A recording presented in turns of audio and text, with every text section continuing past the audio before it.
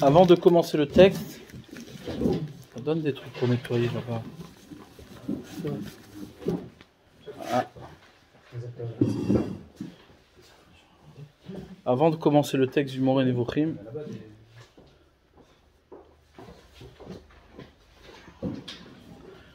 il faut qu'on fasse une petite introduction, de comprendre c'est quoi c'est la nature de ce texte.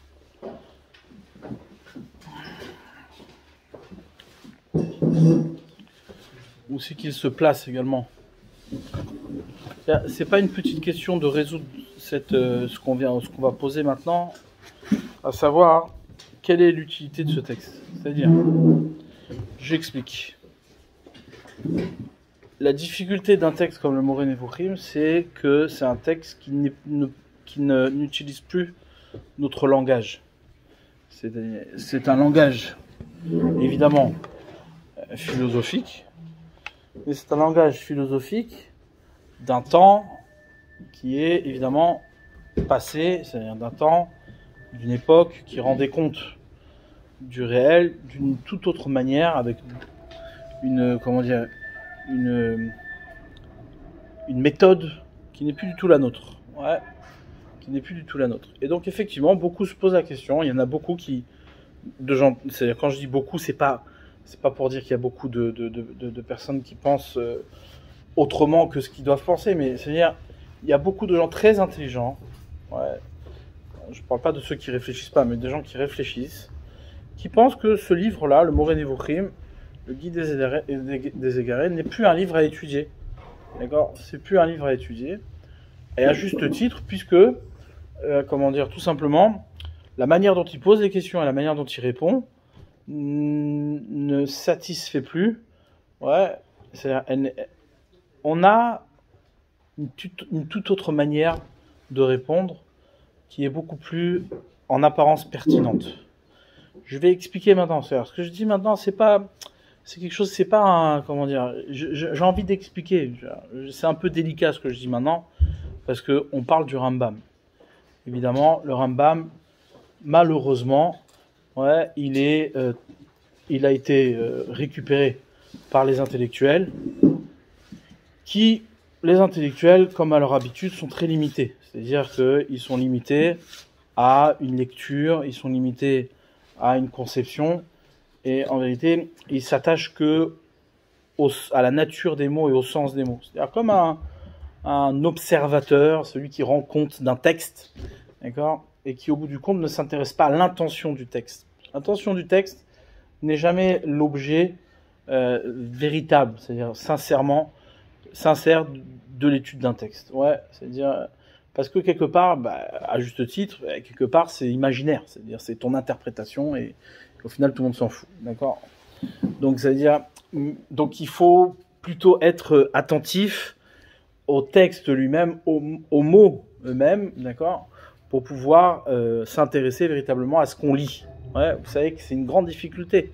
C'est-à-dire qu'il y a toujours, comme ça ils nous disent nos sages, dans un texte, il y a 3 textes. Ouais. Il y a le texte de celui qui a écrit, il y a le texte de celui qui le lit, ouais, qui sont 2 textes différents. Ouais. Et il y a le texte de celui qui réunit l'auteur et son lecteur. C'est-à-dire, et en vérité, c'est 3 textes très différents. Ouais. Pourquoi ? Parce que celui qui a écrit, c'est-à-dire, il est tout seul et tu peux pas savoir ce qu'il a écrit. Toi, quand tu lis, la plupart du temps, tu lis autrement que ce que l'auteur a écrit. Ouais. Et le 3e texte, c'est la réconciliation du lecteur avec l'auteur. Ouais. Et ça, c'est une chance extraordinaire. C'est ce qu'on appelle la véritable connaissance. Ouais. C'est de pouvoir atteindre l'intention de l'auteur à travers son texte. Ouais. Donc ça, c'est très important. Ce que je dis maintenant, ça paraît très, technique. Mais en réalité, c'est pas du tout technique. Quand on aborde, et on va voir tout de suite comment le Rambam lui-même, il nous l'apprend. Ouais, il nous l'introduit. Ouais. Quand on parle du Rambam, on peut pas s'empêcher de parler de méthode. Ouais, c'est très important. Pourquoi ? Parce que le Rambam se situe à une époque qui est une époque particulière. Nous n'avons pas du tout de sensibilité, ouais, au texte du Rambam. Le texte du Rambam est pour nous très compliqué. Pourquoi? Pour deux raisons. Parce qu'il a 1000 ans d'écart, ouais, avec nous, presque 1000 ans d'écart avec nous. Et donc forcément, rendre compte d'un texte dans notre actualité, d'un texte de pensée, de marshava, de pensée de la Torah, etc., évidemment que ça reste difficile, même si c'est un texte qui est... Pourquoi? Parce que c'est un texte de pensée juive, c'est un texte qui interprète la Torah, d'accord?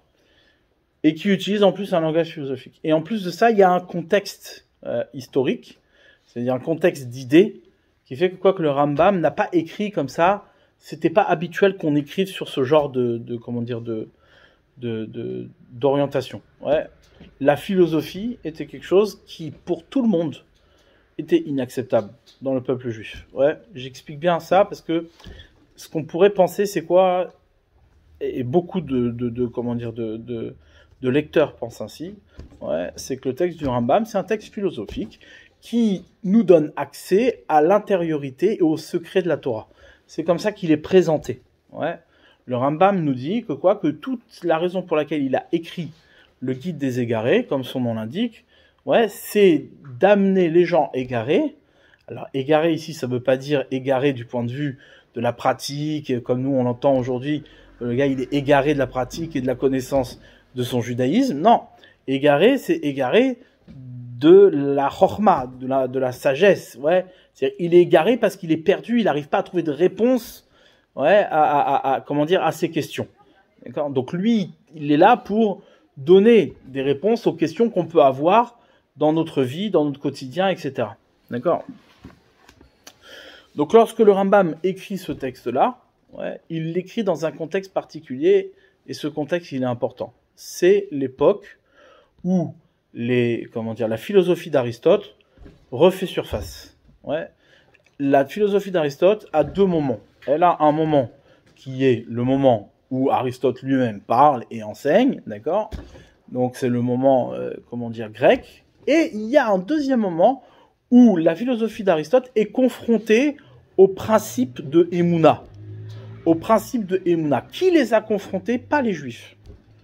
Les Juifs ne se sont pas du tout intéressés à la confrontation entre la pensée philosophique d'Aristote et les principes de Emouna des Juifs. Les principes de Emouna du Juif ont été mis à l'épreuve parce que les Juifs se retrouvaient au cœur des Arabes, ouais, le monde arabe, qui lui-même s'est intéressé à la philosophie d'Aristote et donc a posé les problèmes de la Emouna qui correspondait à la Emouna du Juif, d'accord, puisqu'ils sont quasi identiques sur les principes, on va dire. Ouais. Une fois que le monde arabe a posé, et qui s'est intéressé à la philosophie, et donc a confronté les problèmes de Emouna, comme par exemple l'unicité d'Hachem, la création du monde, la kadmout, l'antériorité de l'existence d'Akadosh Baruch Hu, etc. au monde et à la matière. Toutes ces questions-là se sont posées pas par les Juifs. À aucun moment les Juifs se sont posés ces questions-là. Pourquoi? Parce que le Juif n'avait pas le droit de se poser ces questions-là. Ouais.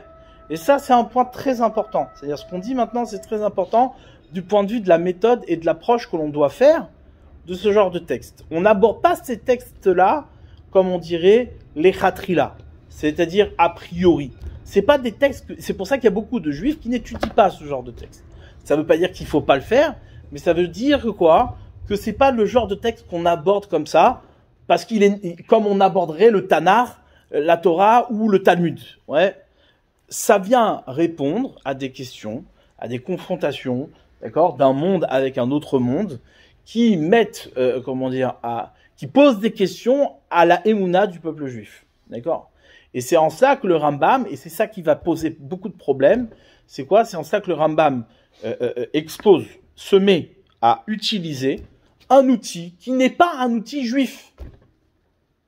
La philosophie n'est pas un outil juif. D'accord? Il utilise un outil qui est extérieur au peuple juif, qui s'appelle la philosophie, que le juif, lui, ne pratique pas. D'accord? C'est pas quelque chose qui est ancestral et qu'on a reçu du Sinaï. D'accord? Et ça, c'est fondamental de comprendre ça. Pourquoi? Parce que il n'y a pas ici de tradition. Le Rambam lui-même nous dira que quoi?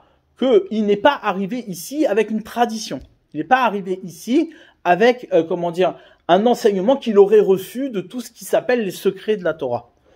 Il utilise un outil qui est un outil, des nations, pour pouvoir répondre à des problèmes de confrontation entre ce qui s'appelle les fondements de la Emouna d'Israël et la philosophie d'Aristote, qui n'a pas été confrontée par le juif lui-même, mais qui a été confrontée dans l'exil du juif sur les terres arabes, dans l'environnement musulman de l'époque, d'accord ? Même chez les musulmans, d'ailleurs, c'était, évidemment, un grand conflit, parce qu'il y avait ceux qui étaient éclairés et ceux qui disaient, on touche pas à la philosophie, etc. Donc il y a eu beaucoup d'opposition et de guerre, d'accord ? Maintenant, pourquoi je vous dis tout ça ? Parce que, on associe tout le temps le Guide des Égarés. À cause du Guide des Égarés, on associe le Rambam à la philosophie. Le Rambam n'avait pas d'intérêt pour la philosophie, pour ce qu'elle avait de juif. D'accord ? Maintenant, le Rambam a un problème. C'est quoi ? C'est qu'on doit percer les secrets de la Torah, et que démuni de tout outil pour le faire, parce que le Rambam lui-même n'avait pas eu la transmission, on va dire, de ce qu'on appellerait, nous, la transmission kabbalistique, la transmission de des secrets de la Torah. Donc le Rambam va utiliser, de par sa sagesse extraordinaire, va utiliser la philosophie pour y accéder. D'accord ? Il n'avait pas reçu. Non, lui-même le dit. Il le dit un peu plus loin, on le verra plus tard. Mais lui-même, l'aveu du Rambam, et on est obligé de prendre l'aveu du Rambam comme étant un aveu sincère, bien qu'il y ait beaucoup d'auteurs qui ont rêvé de dire qu'en fait le Rambam connaissait bien sûr tout le côté kabbalistique de la Torah, mais qu'il l'aurait refusé, ou bien qu'il le cachait, etc. Chacun avec son interprétation. Mais le fait est que le Rambam lui-même nous dit qu'il ne connaissait pas. Il n'avait pas appris. Il n'avait pas appris. Ce qu'il avait appris, c'est quoi ? C'est évidemment la chorma de la Torah, d'accord ? Évidemment, tout ce qu'il avait appris des chachamim, etc., de ce qui est la lecture du texte, le Talmud. Mais la raison, et ça se justifie très bien, c'est qu'en vérité, le juif n'a pas besoin de ça. Il n'a pas besoin de ça. Le problème est arrivé au moment où il y a eu confrontation, et que effectivement des questions se sont posées au sein même d'Israël qui demandaient des réponses. Alors évidemment qu'il existait une transmission, certains avaient eu la transmission de la Torah, de ce qui va être les secrets de la Torah, mais pas tous avaient accédé à ça. Pourquoi il n'a pas fait, alors du coup, entre guillemets, pas l'effort, mais pourquoi il n'a pas fait le chemin pour aller vers ces secrets-là plutôt que d'utiliser la philosophie ? Parce qu'il n'a jamais rencontré la personne qui lui permettait de faire ça. Et peut-être même également, il y avait certainement ça aussi, c'est quoi ? C'est qu'ils étaient dans un contexte qui refusait ça. L'époque dans laquelle ils vivaient était une époque qui, impliquait toute, accès à la... On va voir, mais qui impliquait, et d'ailleurs d'une manière très juste, qui impliquait l'accès au secret de la Torah de manière raisonnable, de manière raisonnée, d'accord ? Pas un type qui rêve et qui commence à s'imaginer qu'il y a des malachim partout, des anges partout. Le Rambam lui-même, dans ses commentaires de la Torah, il vient, il te dit, attention, là où on parle d'ange, en fait, c'est une prophétie, c'est un rêve, c'est une image, mais c'est pas concret. Il n'y a pas d'anges qui apparaissent comme ça, d'accord ? Donc c'est aussi une approche que le Rambam, de par son éducation, de par sa transmission, de par son étude et ses maîtres, il n'a pas exposé, il ne parle pas de ce qui va être le côté secret de la Torah comme on le connaît nous aujourd'hui. Parce que nous avons eu une autre transmission et qui aujourd'hui a pris le dessus sur le langage philosophique parce qu'elle est beaucoup plus intéressante. Elle est beaucoup plus pertinente. Maintenant, il n'empêche qu'on est obligé de définir quel est l'intérêt de lire un tel livre. Je vais vous dire deux choses. Premièrement, et après on commencera le texte. Premièrement, c'est quoi? C'est que on peut rien faire sans le Rambam. Ouais, Maïmonide, le Rambam, est le maître de tout Israël.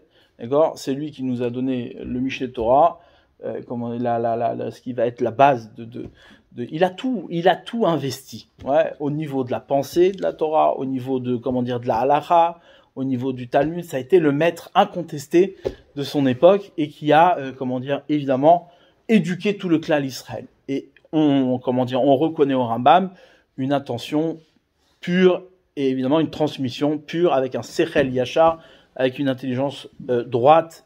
Ouais, c'est prétentieux de dire ça nous comme élèves du Rambam, mais au moins les choses sont claires. Ouais, il n'y a pas ici comme par exemple certains auteurs comme le Ralbag, ouais, qui eux ne font pas partie. C'est-à-dire, même si c'était des gens extrêmement intelligents, etc., on ne les reconnaît pas comme des maîtres de la Torah. Ouais, des auteurs comme le Ralbag, qui sont des auteurs qui ont expliqué la Torah et qui ont utilisé les mêmes concepts et les mêmes, mais ceux-là, on les a pas considérés comme étant des maîtres de la Torah. D'ailleurs, on les évite. On les évite. Ouais, ils nous intéressent pas. Maintenant, là, le Rambam, lui, on dit pas ça sur lui. On peut pas dire ça sur lui. D'accord? Donc ça, c'est déjà une autorité qui est incontournable et qu'on ne peut pas arriver. Et c'est pour ça que je dis, c'est très important parce que le contexte historique de l'époque, c'était le Rambam, le guide des Égorés, quand il a sorti son livre, il a eu un chérem. Le Rajba, qui était le grand maître de l'époque, il a mis en chérem le livre du guide des Égarés. Il dit, en chérem, ça veut dire, il a mis il a censuré. Il a dit non, on n'étudie pas ça chez nous. Ouais. Pourquoi? Parce que c'était à l'époque, il y avait une espèce de folie qui avait embarqué le peuple juif à se mettre à étudier à la yeshiva, plutôt que d'étudier le Talmud et la halacha, ils se mettaient à étudier le guide des Égarés. Donc il y avait des yeshivot qui étudiaient le guide des Égarés et la philosophie toute la journée. D'accord? Donc le Rajba est arrivé et a dit non mais ça va pas, on peut pas dérailler à ce point-là. Donc hop, le livre du Rambam a été brûlé sur les places. D'accord? D'ailleurs même à Montpellier, c'était une école qui avait été très dure contre le Rambam. Ouais, Rabbi Shlomo Minahar, qui lui s'est opposé, ouais, au Rambam et à son livre. D'accord? Maintenant, il n'empêche que cette époque-là a été agitée du point de vue du contexte, mais aujourd'hui, nous, c'est de la Torah et et on n'est plus concerné par cette problématique. Et d'ailleurs, il fait référence sur plein de sujets et même sur des sujets qui sont de l'école du Rambam, c'est-à-dire kabbalistique. Ouais, ce que j'appellerais kabbalistique pour que tout le monde se comprenne. D'accord? Maintenant, ça c'est la première raison. Le Rambam est une autorité incontestée et donc on peut pas dire non, ça nous intéresse pas, on regarde pas. D'accord? La deuxième chose qui est importante, c'est quoi? C'est que le Rambam a su, et c'est ça qui va nous intéresser dans la lecture de ce livre, dans l'étude de ce livre, il a su par le biais de la philosophie, et c'est ça qui nous intéresse maintenant, c'est que par le biais de la philosophie, par l'outil de la philosophie, il a su ne pas trahir la Torah. C'est-à-dire qu'il nous a amené par le chemin de la philosophie, il nous a amené à la Torah. Et ça, il faut l'expliquer. Ouais, il faut l'expliquer.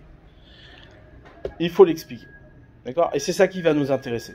C'est-à-dire, contrairement à d'autres auteurs qui, eux, par le biais de la philosophie, même si l'objet c'était la Torah, ils sont arrivés à la philosophie, une philosophie Torah, ouais.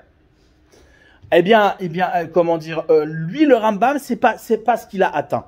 Ce qu'il a atteint, et c'est ça son originalité, c'est ça toute sa grandeur, c'est quoi? C'est que bien qu'il avait comme outil, le seul outil qu'il avait, parce qu'il n'avait pas eu cette transmission-là, du secret de la Torah, eh bien, qu'est-ce qu'il a fait? Il a utilisé un langage philosophique, c'est-à-dire notre langage à nous, ouais, celui qu'on connaît et que l'on subit aujourd'hui, malgré nous, parce qu'on ne maîtrise pas le langage philosophique, mais on l'utilise, d'accord? Eh bien, malgré cela, il a révélé que dans l'exil grec, on accède à la Torah. C'est ça qu'il a révélé. D'accord? Et c'est certainement ça, son intention. D'accord? C'est la seule chose qui peut nous expliquer comment le Rambam, il a pu se permettre de parler de quelque chose qu'il n'avait pas reçu. D'accord? Lui-même, il fait cet aveu-là. D'ailleurs, je vais essayer de le retrouver rapidement. Je crois que c'est dans la Gdama, dans l'introduction au Chelek Shlishi, c'est-à-dire la troisième partie. Vous savez que le Moreh Nevuchim est divisé en 3 parties.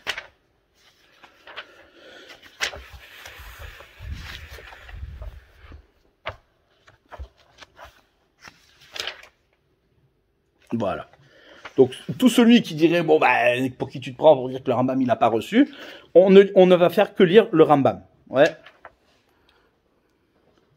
Velo ki balti et deotai bekar mimore.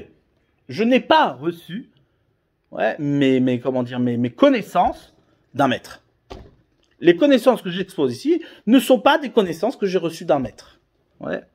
Et là, au Rouni, à Mikrohot, chez Bessifré à Nevoa, Vidivre Chachamim. Ils m'ont juste enseigné, ouais, les versets qui sont dans les livres de la prophétie, Vidivre Chachamim et les paroles des Chachamim. Imash yesh biyadi, et ce qui est dans mes mains maintenant, mina akdamot à inuniot, c'est-à-dire à partir des, des principes d'études, ouais. Chez Adavar, car bli safek, que cette chose-là, elle est sans doute, sans aucun doute, il est fort possible que quoi qu'en vérité, les choses sont complètement contraires à ce que je dis, ouais, et qu'il y ait une autre intention. D'accord? Le Rambam, il dit ça. Enfin, je veux dire, un maître comme le Rambam, comment il peut écrire un livre pareil? Qui t'autorise à écrire des choses que tu n'as pas reçues de tes maîtres? Qui t'autorise? D'accord? Donc, on est obligé de comprendre que quoi? Que le Rambam vient, non pas, te dire ici que la philosophie et le langage philosophique et la confrontation à la philosophie d'Aristote, d'accord? Est indispensable à ce qui s'appelle la transmission de la Torah. Non, c'est pas ça qu'il vient dire. Il vient juste te dire que quoi que moi, en tant que maître de Torah, qui a reçu la Torah, je te dis que dans une utilisation d'un langage philosophique qui n'est pas inclus dans la transmission de la Torah, peut se révéler la Torah. C'est ça qu'il fait. D'accord? Moi, je peux assumer ça, puisque moi, je sais c'est quoi la Torah. La Torah, je sais c'est quoi. Par contre, je sais pas c'est quoi qu'on obtient dans les secrets de la Torah. Mais je peux te dire que quoi que, à partir du langage philosophique, je peux atteindre la Torah. D'accord? C'est la seule chose qui nous intéresse ici. Il n'y en a pas d'autre. Celui qui veut imaginer que quoi que, en vérité, les secrets de la Torah se limitent à ce que le Rambam nous a enseigné ici, bah, il restera mesquin toute sa vie. Ouais. Parce qu'il n'accédera pas aux secrets de la Torah.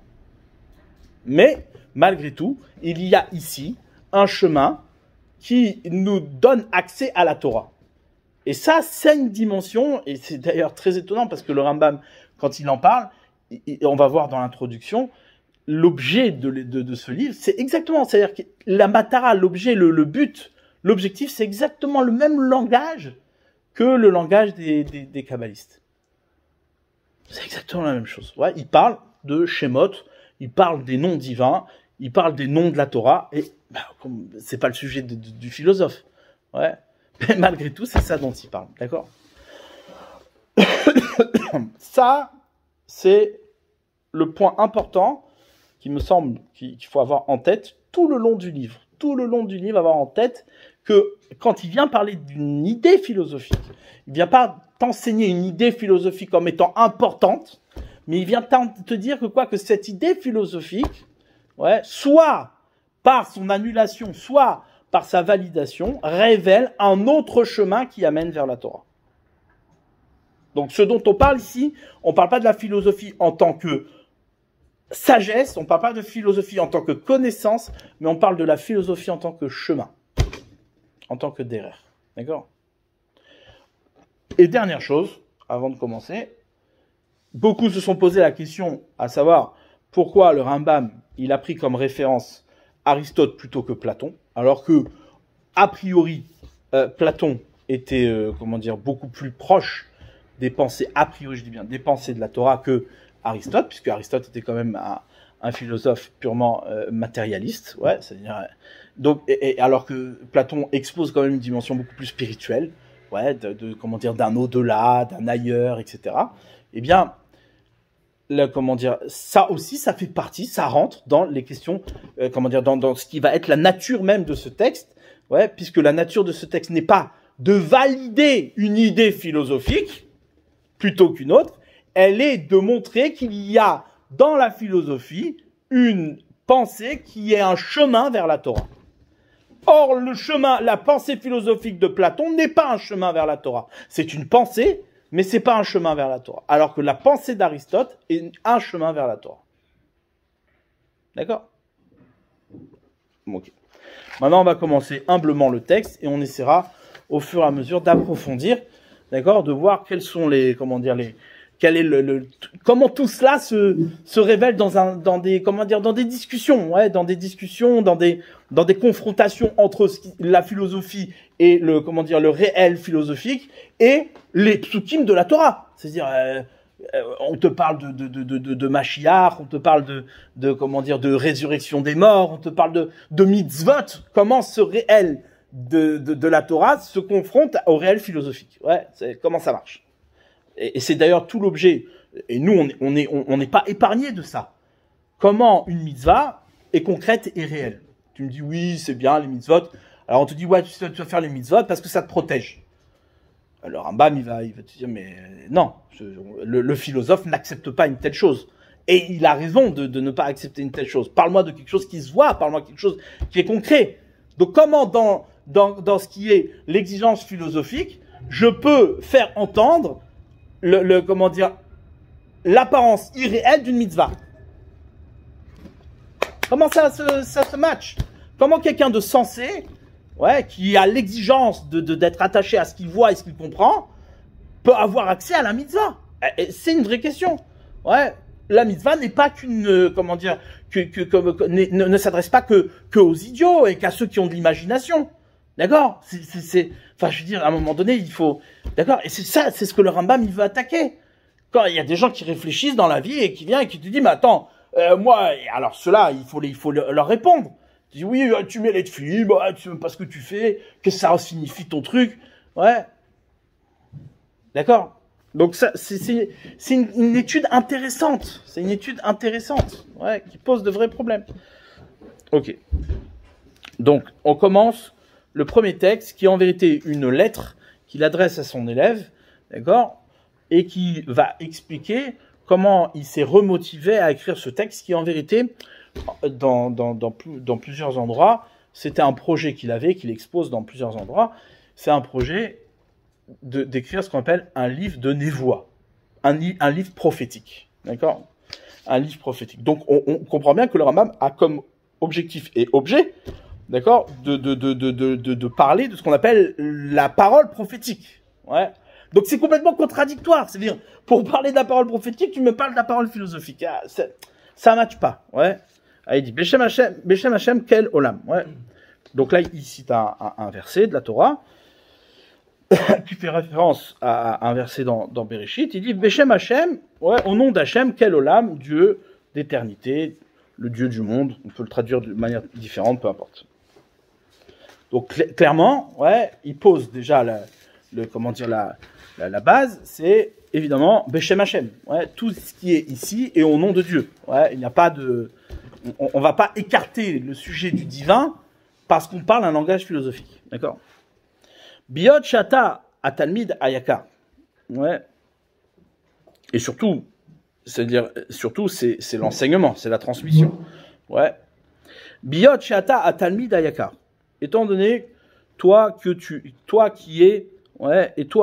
étant mon élève précieux, Rabbi Yosef, ouais, Rabbi Yosef, Shemara Utsuro, c'est-à-dire c'est une manière de dire que Dieu te garde, Rabbi Yehuda, qui était le fils de Rabbi Yehuda, Ka'asher Amadta Lefanai, lorsque tu t'es présenté à moi, ou Bata Mikitzve Aret, c'est que tu es venu de l'autre bout du monde, l'ilmod etzli, pour étudier chez moi, Gadla Ma'alatecha Benai.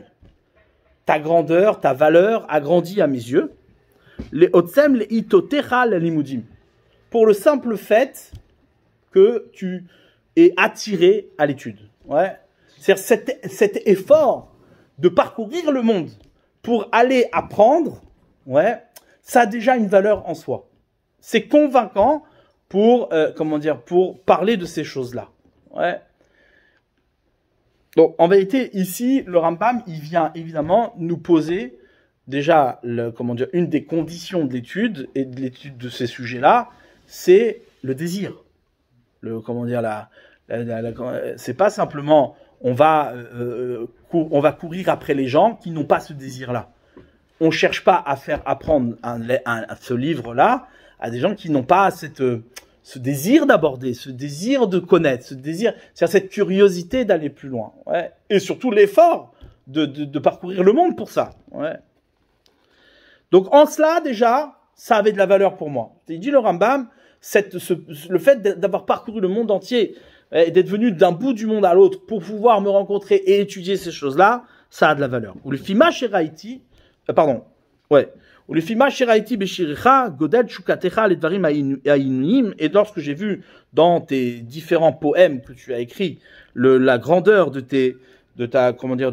ton désir pour les choses qui sont profondes, Yazé me az igioni igirotecha minutzotecha me Alexandria beterem evachen ramatecha asichlit. Ça c'était déjà lorsque m'étaient arrivés tes lettres et tes récits d'Alexandrie, avant même que j'ai pu évaluer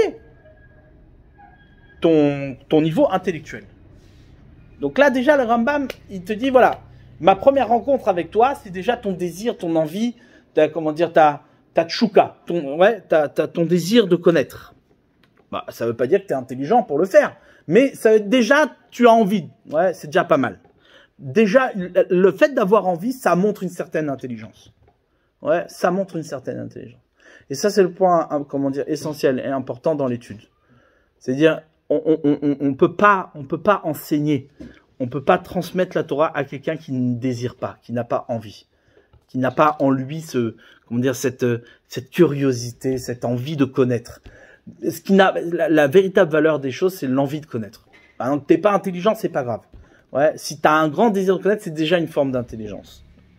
Ve'amarti, et je me suis dit, peut-être que son désir est plus grand que sa perception, sa capacité à comprendre. Et lorsque tu m'as présenté devant moi ce que tu avais déjà étudié, Mimadei Atruna, comme par exemple les sciences de logique, c'est-à-dire Truna, c'est la mathématique, ou Ma'ashekvar Yadata Minamadaim Midvarim Archechim, et de ce que tu connaissais déjà des sciences qui sont des sciences de logique, d'évidence, Liot Metza Lifnem, qui était présenté devant eux. Osafti Becha, Ahava Litot Funatecha. J'ai rajouté sur toi, Ahava, un amour, Litot Funatecha, pour ta réflexion, ta bonne réflexion, Mirut Fisatecha, et ta rapidité de saisissement. Ouais. Veraiti, Kitchukatecha la limudim dolameod. Et j'ai vu et c'est marrant parce qu'une fois qu'il témoigne de sa grande intelligence, alors là il a compris, Kitchukatecha, que ton désir pour l'étude était excessivement grande. Ouais. Donc là, ce qu'il dit ici est important. C'est-à-dire, il a d'abord vu qu'il avait un grand désir pour l'étude et qu'il était prêt à faire tout pour étudier. Mais seulement, peut-être qu'il n'a pas les capacités, peut-être que son intellect n'était pas assez préparé à étudier ces choses-là. Ouais.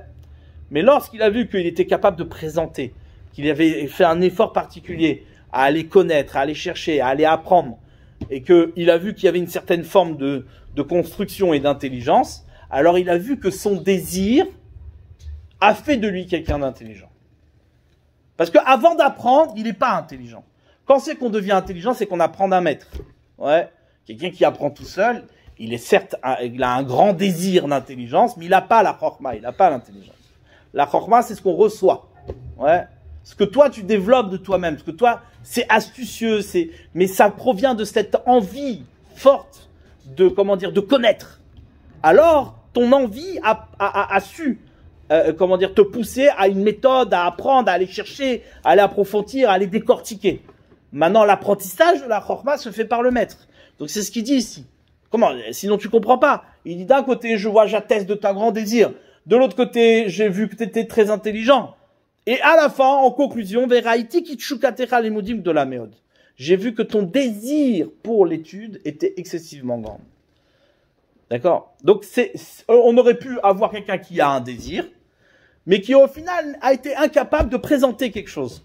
Ce qui voudrait dire que son désir n'est pas assez puissant pour le forcer à écrire, pour le forcer à travailler, pour le forcer à aller percer certains secrets, ou à proposer des questions, ou proposer des réponses. D'accord?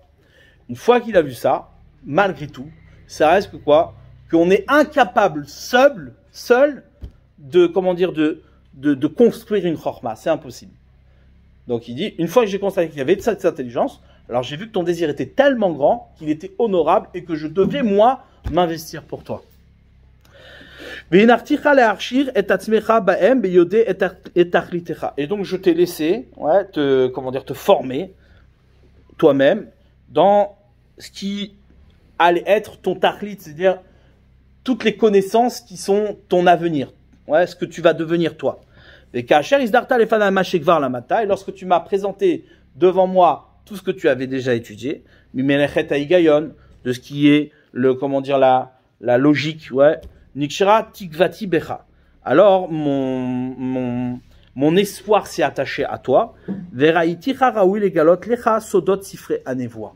Et donc je me suis dit que je t'ai vu, comme étant apte à te révéler, les secrets des livres de la prophétie.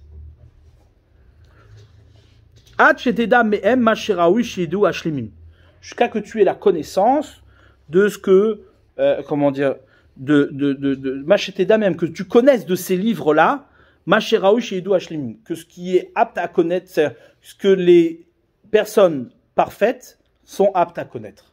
Les personnes parfaites, c'est-à-dire les personnes réalisées, complètes. Donc là, ici, on voit quelque chose on a parlé tout à l'heure, c'est quoi? C'est que c'est bizarre. On voit quelqu'un qui s'est exercé à la philosophie, qui s'est exercé à la science, aux mathématiques, à l'astronomie, etc. Et puis d'un coup, il dit, alors, je vois que tu as envie, donc je vais te donner les secrets de la prophétie. Quel rapport entre l'un et l'autre? Quel rapport entre l'un et l'autre? Et c'est ce que je vous disais tout à l'heure. Ici, il faut bien comprendre ce que veut le Rambam. Le Rambam, il n'a pas la prétention de t'écrire un livre, et c'est peut-être pas ce qui l'intéressait au final. C'est pas ici de t'écrire un livre de tous les secrets de la Torah. C'est de te montrer que quelqu'un qui a cette chouka, ce désir de la chorma, même si ça passe par la science, cette curiosité qu'il y a dans la science, dans la connaissance, etc. Eh bien, avec cette réflexion-là qu'il a su présenter, alors ça demande une attention particulière à lui montrer à lui enseigner les choses qui sont les secrets de la prophétie. Il ne faut pas laisser quelqu'un embourbé dans la science philosophique. C'est honteux. On ne peut pas faire ça.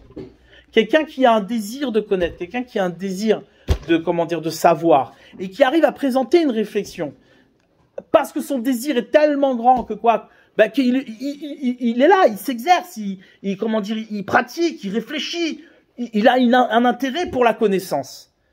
Alors tu peux pas laisser un type comme ça se perdre là-dedans. C'est pas possible. C'est honteux de faire ça. Et c'est ce qu'il dit le Rambam ici. D'accord? Et c'est pour ça que j'ai commencé, l'irmoz lecha, de te donner des allusions. Et la méthode ici est importante, c'est-à-dire que je ne viens pas ici, moi, te donner des principes directs. On t'éduque à la sagesse. On te donne des allusions qui te permettent, toi, de rebondir par toi-même. Remazim ou le'ayir lecha. Et d'éveiller chez toi des questions. Et j'ai vu que ces allusions-là, cette proposition de choses qui ne sont pas encore suffisamment claires, mais qui excitent chez toi l'envie de connaître, j'ai vu que ça te propulsait encore et encore à la connaissance. Et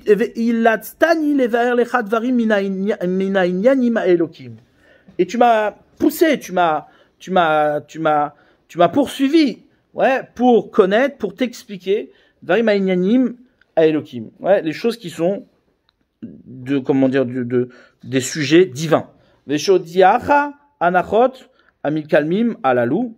ouais, et que je t'ai fait connaître donc les principes, c'est-à-dire les fondements de ce qu'on appelait les mitkalmim. Alors, moi, je suis pas un grand, un grand spécialiste de ce qui étaient les philosophes arabes, mais chacun, il avait des approches différentes à l'époque. Et parmi ces groupes, il y avait des mitkalmim qui étaient des philosophes aussi arabes. Chacun, on va voir un peu plus loin, le Rambam, il va en parler pour certains. Chacun avait une approche différente, avec des méthodes différentes. Un était plus religieux que l'autre. Bon, bref. Donc, il a commencé à lui faire connaître des principes des mitkalmim. Ve'aim otam adrachim ochartiim. Ouais, et donc il s'est posé la question, c'est-à-dire à savoir, il lui a présenté ces choses-là pour lui faire poser la question. Ouais, est-ce que ces chemins-là sont des chemins qui empruntent une logique de démonstration, v'imlav, mais ezo manutem. Et si ce n'est pas une logique de démonstration, ouais, de quelle foi il procède, ouais, dans les différents groupes de l'époque, il y avait ceux qui étaient dans la démonstration et il y avait ceux qui avaient des axiomes, on va dire, de foi et de émouna. Et donc, il fallait déterminer, dans la méthode, dit le Rambam, déterminer qui sont ceux qui sont dans la démonstration et qui sont ceux qui ont hérité d'une foi et qui posent comme axiome certaines choses. Et j'ai vu que tu avais déjà saisi de ces gens-là, ouais, de ces philosophes-là, des choses sans moi. Vata navor. Et tu es perdu. Tu es perdu. Et tu as commencé à avoir des doutes en toi. C'est-à-dire, logique. Logique. Parce que tout seul, tu t'en sors pas. Tu peux pas t'en sortir, c'est impossible. Ouais, et ton âme honorable, ouais, réclame de toi de trouver des paroles désirables, des paroles qui donnent des réponses. Ouais. Velo chadalti litrotra mikar ou les tzavot alecha lakachat et advarim be'adraga. Et je ne me suis pas empêché de te repousser, ouais, de cela et de les tzavot alecha, de poser, c'est-à-dire d'ordonner sur toi lakachat et advarim be'adraga, d'apprendre les choses méthodiquement avec adraga, avec avec niveau. Ouais, niveau par niveau. Ouais. Pourquoi? Il dit, ça vient exclure matarati chez Yusag lecha aemet bidrachav. Parce que mon objectif était que tu saisisses la vérité bidrachav dans leur chemin. Ouais. Lo sheyavo anachon bederer mikre. Et que tu n'obtiens pas le vrai et le juste et l'exact de manière accidentelle. Ouais. Alors regardez bien ça. Ça, c'est un point très important dans ce qui est l'apprentissage de la chorma. Souvent, ce qui se passe, c'est quoi? C'est que on est dans une question et on ressent la question profondément. Donc forcément, on va chercher une réponse. L'homme, il peut pas rester avec une question parce donc il va chercher une réponse. Maintenant, ce qui se passe, c'est quoi? C'est que cette réponse-là, il y a deux manières. Soit il va créer une réponse qui va l'accompagner au fur et à mesure de son expérience et de son étude, d'accord, et de son apprentissage, ou bien il va proposer une réponse qui n'a pas de méthode, qui n'a pas d'apprentissage, qui n'a pas d'étude, et qui au bout du compte peut être vraie comme elle peut ne pas être vraie. Ouais, ça c'est c'est quelque chose qui arrive tous les jours. Oh oui, tu peux dire la vérité, mais peut-être que tu l'as dit derrière micré, tu l'as dit de manière accidentelle. Tu as proposé quelque chose par intuition. Ouais. Et là, le Rambam, il dit non, ça, je refuse ça. Je veux pas que tu fasses comme ça. Moi, ce que je veux, c'est quoi? C'est que tu saches répondre à tes questions dans un ma'alar. Dans ce qu'on appelle un cheminement. Toutes les réponses que tu dois donner à tes questions ne peuvent pas être des réponses qui sont des réponses des réponses parce que tu as une question forcément, mais des réponses qui vont t'apaiser d'une manière intuitive, sans cheminement. La chorma doit s'acquérir par un cheminement. Non pas parce que il faut une méthode particulière, mais parce qu'il faut qu'elle suive ta progression. Si tu as des réponses qui dépassent ta progression, ces réponses-là n'ont aucun intérêt, et même si elles sont justes. Parce qu'elles répondent pas à ce que tu es. Elles répondent à une question, mais elles répondent pas à ce que tu es. Il faut, et c'est là où on voit combien le Rambam est extraordinaire, c'est-à-dire dans son authenticité, comment dire, à faire que la chorma ne soit pas simplement une sagesse détachée d'un cheminement et d'une pratique, mais il faut que ce soit une sagesse qui est attachée au cheminement d'une personne. Elle répond de manière existentielle aux problématiques d'un homme qui est dans un cheminement pour se sortir d'une question. En d'autres termes, ce qu'il dit ici, et c'est ça on revient à ce qu'on a dit tout à l'heure, c'est que le langage philosophique et toutes les propositions philosophiques n'apportent pas de réponse. Elles amènent des questions, mais elles n'apportent pas de réponse. Et que, en vérité, le cheminement, c'est-à-dire la progression qu'un homme doit avoir, c'est une progression qui doit se faire à partir du questionnement philosophique pour en sortir. Maintenant, quelqu'un qui veut sortir du questionnement philosophique par des réponses intuitives qui ne suivent pas le cheminement d'une personne et la progression d'une personne, alors ça ne le libérera pas des problèmes philosophiques. D'accord ? Et là, il crée, c'est-à-dire il démontre la nécessité, c'est-à-dire il démontre la consistance même de ce que peut être la Torah en tant que mitzvah. En tant que mitzvah. Tu fais une mitzvah, mais cette mitzvah-là, tu vas l'atteindre, tu vas la saisir par un cheminement et elle va se proposer comme une réponse, certes non pas philosophique, mais une réponse aux questions philosophiques. Nous, on est en plein dedans, c'est-à-dire on comprend pas, on sait pas de quoi on parle. Mais par contre, il y a un cheminement qui se fait et qui, au fur et à mesure, te détache de la question philosophique. Elle te détache. Mais il faut un cheminement. Et ce cheminement ne peut pas se faire sans un rave, sans un maître qui t'enseigne. C'est quoi un maître qui t'enseigne? C'est pas le fait d'avoir quelqu'un qui sait mieux que toi. C'est le fait de créer un cheminement. Tu peux, sans cheminement, tu vas apporter peut-être des réponses justes, mais c'est accidentel. C'est pas toi. T'as pas fait exprès. Pas fait exprès. Donc si t'as pas fait exprès, ça te correspond pas. Donc forcément, tu n'habites pas la réponse que tu donnes. D'accord? Velo nimnati be'etot gishotenu כאשר נזכר פסוק או לשון מלשונות חכמים שיש בו הערה על עניין מופלא מלבאר לך אותו. Et donc je ne me suis pas empêché à des moments de nos rencontres, lorsqu'on a mentionné un verset ou un langage des langages des Chachamim en opposition au langage philosophique, שיש בו הערה על עניין מופלא, quand il y avait une remarque à faire sur un sujet extraordinaire, מלבאר לך אותו, de te l'expliquer. Et lorsque Hachem a décrété sur nous qu'on doit se séparer, je ne connais pas l'histoire de ce qui s'est passé, mais à un moment donné, ils ont dû se séparer, ou panita, la Asher panita, et tu t'es tourné vers ce que tu avais besoin de te tourner. Rubi otam abdishot, ces mêmes rencontres-là ont réveillé en moi, Yozma shekvar shechachabi. Un challenge, d'accord, qui était déjà enfoui en moi depuis longtemps. Et ça m'a éveillé, ça m'a réveillé ta disparition, c'est-à-dire le fait que tu sois caché de moi, ça a réveillé chez moi l'écriture de ce livre-là. Asher chibarti lecha, que j'ai écrit pour toi. Le domecha, ou à ceux qui te ressemblent. Ou me'atim em, et ceux qui te ressemblent sont peu nombreux.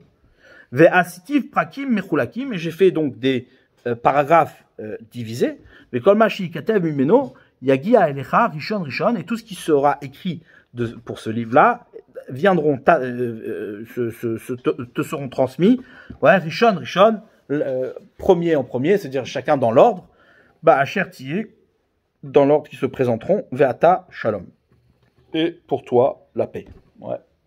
D'accord. Donc, dans cette lettre-là, on a énormément de principes, d'enseignements qui rejoignent un petit peu tout ce qu'on a dit, d'accord. Et c'est très important il y en a beaucoup qui, quand ils vont entendre ce que je dis là, ils ils vont monter au plafond. Mais bon, c'est pas grave. C'est-à-dire, ça fait partie aussi de ceux qui n'ont pas suffisamment de désir à apprendre pour pouvoir présenter des choses qui demandent des réponses. Ouais. Quand on lit un texte pareil, on est en danger. Parce que on peut entendre que ce qui intéressait le Rambam et ce que le Rambam est allé chercher, c'est une chorma que la Torah n'avait pas. Ouais. Et là, on fait fausse route complètement. Et d'ailleurs, on connaît les conséquences, puisque au final, ceux qui abordent le texte du Rambam comme ça trouvent un prétexte à ne pas être pratiquants, mais à être éclairés, ouais, en prétextant que le Rambam était philosophe. Ouais, mais c'est n'importe quoi. C'est-à-dire, on peut pas s'imaginer une chose pareille. Le Rambam n'était pas un philosophe, puisque le philosophe, lui, ne pratique pas. Alors que le Rambam, lui, était excessivement pratiquant. Il a écrit un Shulchan Aruch. C'est un des premiers à avoir écrit le Shulchan Aruch et qui a mélangé, ouais, les deux approches dans un seul et même livre. Donc, il était cohérent. Ouais, il était cohérent. Donc là, ici, les choses sont claires. C'est-à-dire ce que dit le Rambam, encore une fois, et ça va être notre méthode d'étude de ce texte, et on le prouvera de plusieurs manières différentes. C'est quoi? C'est que tout ce qu'il y a de philosophique dans le Rambam et tout ce que le Rambam utilise pour s'appuyer, ouais, sur la philosophie d'Aristote en particulier, eh bien, n'a d'intérêt que pour le chemin qu'elle révèle de la Torah. Exactement dans la même problématique, ouais, que se trouve cet élève-là, et qui lui aborde de tous les côtés la philosophie, parce que effectivement il cherche des réponses là-bas, parce que c'est là-bas où se trouve sa question, d'accord, mais qui au final a besoin d'un maître pour avoir des réponses, parce que la Torah ne s'aborde pas sans maître. Ouais, la philosophie s'aborde sans maître, mais la Torah ne s'aborde pas sans maître, d'accord. Il a fait